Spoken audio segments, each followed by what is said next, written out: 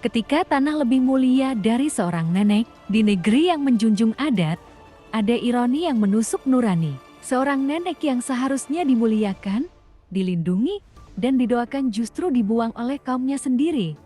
Bukan karena ia berbuat salah, bukan karena ia melanggar adat, tetapi karena ia menolak tanahnya dirusak oleh tambang. Tanah yang diwariskan leluhur, yang selama ini dijaga dengan penuh tanggung jawab, tiba-tiba berubah menjadi sumber petaka ketika sang nenek berkata tidak. Kata itu dianggap penghalang. Ketika ia bertahan, ia dilihat sebagai musuh. Maka, kemanusiaan pun dikalahkan oleh kepentingan. Lebih kejam lagi, penolakan itu dibalas dengan kekerasan. Wajah renta yang dipenuhi keriput kebijaksanaan harus babak belur, memar, dan terluka. Bukan oleh orang asing, tetapi oleh mereka yang mengaku satu kaum, satu tanah, satu adat.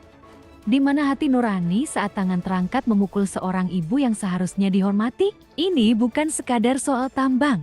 Ini adalah soal runtuhnya nilai. Ketika emas lebih berharga dari kasih sayang. Ketika alat berat lebih didengar daripada jeritan seorang nenek. Ketika adat hanya dipakai sebagai hiasan, bukan sebagai pelindung yang seharusnya mengayomi yang lemah. Ironisnya, sang nenek bukan perampas. Ia bukan penghalang rezeki. Ia hanya ingin menjaga apa yang menjadi haknya dan warisan generasi mendatang.